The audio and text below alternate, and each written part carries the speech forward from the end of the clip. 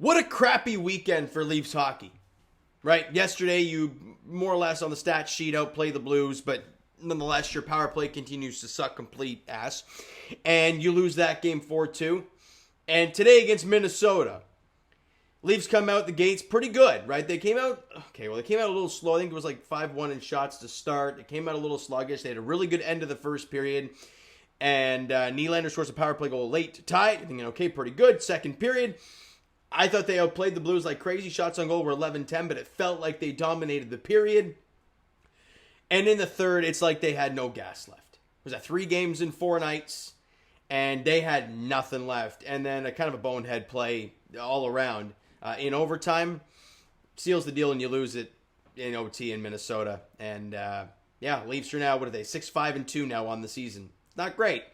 But let's break it down. First period, Ryan Hartman scores midway through the period, and you're down 1-0, and we're like, oh boy. It's not looking good. And obviously to that point, the Leafs hadn't played great. Then the first power play for the Leafs happens, and we talked about it. We talked about it all year long so far, but how bad the power play is. And I noticed one thing in particular on that first power play for the Leafs, where they didn't score, obviously. Is Matthews okay? Because I'm watching him, and I'm watching him have the puck along the half boards or in the circle area, and I'm like, this dude last year would get it in every which spot and just rip it. And he's just not shooting it. Now, he made a great pass to Nylander on the second power play to get the goal, sure. But shoot the damn puck, Austin. He scored 69 goals last year. The only thing I saw from him on that first power play was a little fluffy pass in front of the net to Matthew Knies to try and get him to tuck something. Shoot the puck. They don't score on that. They get another power play late in the period. And as I mentioned, Matthews makes a beautiful pass cross seam to Nylander. He one-timers it in. And hey, a power play goal for the Leafs. It looked good. It felt good. Marner grabs a secondary assist in 1908. And hey, he tied the game at 1. Good stuff. Right, a power play goal late. Break even. Shots on goal are 12-11 Leafs in the first period. Keep the momentum going. As I mentioned, in the second period, again, I thought the Leafs played a much better period. Their cycle game was on point. They were outplaying the Wild to no end. Things were looking awesome. And but unfortunately, you couldn't do the big thing you're supposed to do in hockey. Score a goal. And you outshoot them 11-10. Great. You go to the third period, and they had nothing. Shots on goal were 11-5. Shot attempts were through the... I think at one point it was like 23-4. It was bad for a lot of that third period. They're able to hang on, get a point on the road in the second night of a back-to-back, 3 games in 4 nights against a really good Minnesota Wild team. So if you want to take a positive, I guess you can say it's that. Then they go to overtime, and not much happens. And then Max Domi, great job getting the puck, turning the puck over. It was a Marco Rossi, I think he might have got. But then he just chips the puck up the ice, and I know what the mindset was. The mindset from Domi was chip it into some space and just skate, because he's got speed. Problem is, they're going for a change. Guys are coming off the bench, and also there's a guy right on his tail. He pushes the puck too far, but that ain't the issue. Because the Leafs 2 defensemen they had out there, the 2 other guys that were out there, thought Domi's got it. He might have a break. Let's go for a change. They do that. Domi doesn't get the puck as he chipped it out. They get the puck, fire it up. Matt Boldy on a breakaway, buries it past Stolarz. Game over. It's like, oh my God. Why do I care so much? Why do I care? I'm not supposed to care about regular season games. But I do. And I hate it. So the Leafs are now, like I mentioned, 6-5-2. They won 2 in a row, and you're thinking, okay, good things. Well, now they've lost 2 in a row. Yes, they've got a point, but they've lost 2 in a row. And they got outshot 11-5 there in regulation, and not fun. Not fun stuff. Face-off dot, they won 24-23. They won the special teams battle, got the 1 for 2 in the power play. They were 0 for 3, including a 4-minute penalty. Why? A 4-minute?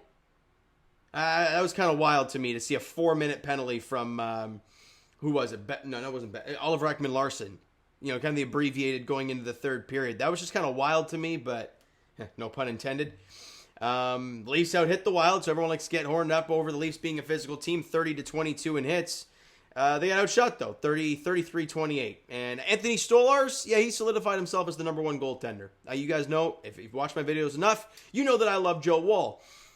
However, I will say about Anthony Stolarz, he gave me a lot of Samsonov vibes tonight. And people are going to say, what are you talking about? Well, how many times was his stick on the ice? Where he's flying around, sticks in the corner. I'm like, God damn, like, let's not do that. It's one thing the one gripe I had with him today, but man, he was awesome. He gave you the point today. Anthony Stolarz got you a point tonight, and that's all she wrote. 2 goals on 33 shots. He was electric. He was great. Nylander had a goal. It was a -1, though. Matthews and Marner had assists on the 1 goal. Then that's it. What I will say is I'm kind of done on the whole Ryan Reeves experiment. Okay? I understand. I mentioned it in the video earlier today about kind of like, what does he do? I'll say it again. What does he do, guys? I mean, all Ryan Reeves did today was take a shot on goal, had 3 hits, and took a penalty. And he played .626 and took a penalty. I'm sorry, but what do you do? When Connor Duer's ready to go, that should be the move. And Nick Robertson, yeah, but I don't know what you do either. The only time I saw him today was when he took a slap shot from the point along the ice right into the goalie's pads, and that's all she wrote. That's all I got from Nick Robertson in the 11:49 he played. Now, yes, granted, it's only 11:49, but you got to be noticeable. Now, guys like Austin Matthews, who played 22 minutes today, I got to say, I didn't see him a whole lot either. Not that he's worrying me, but he hasn't been great, right? He's got 11 points in 13 games at this point, only 5 goals. I just don't think he's shooting enough. He had 3 shots on goal today, fine. But I look at those power plays, and I'm like, dude, rip the puck. But I digress. They lose. It is what it is. On to the next one. Not going to lose sleep over it. Next game. Tuesday night at home against the Boston Bruins. 7 o'clock puck drop there. Yeah, yippee. We can't wait for that one. So, Leaf fans, it's been miserable. We're always miserable until the playoffs, and then we're even more miserable. So, let's just keep this thing rolling. All right? Tuesday night against Boston. Oh, God. Hit the like button if you guys enjoyed this one. Hit the subscribe button if you guys have not done so already. Comment down below your thoughts on the video, your thoughts on tonight's game, even though it was an hour earlier. Hit the subscribe button if you guys have not done so already. I already said that. Comment down below. Twitter, Discord, Instagram, TikTok, all that stuff is down below. So follow up there if you haven't done so already. And I will talk to you guys Raptors edition tomorrow night, 10 p.m. tip-off. Oh, boy. Raptors Nuggets in Denver. And as for the Leafs, they're back in action Tuesday as they host the Bruins at 7 o'clock. I'm just going to leave that there. Thank you guys so much for listening and watching. I hope you enjoyed the video and not the game. We'll talk to you guys then.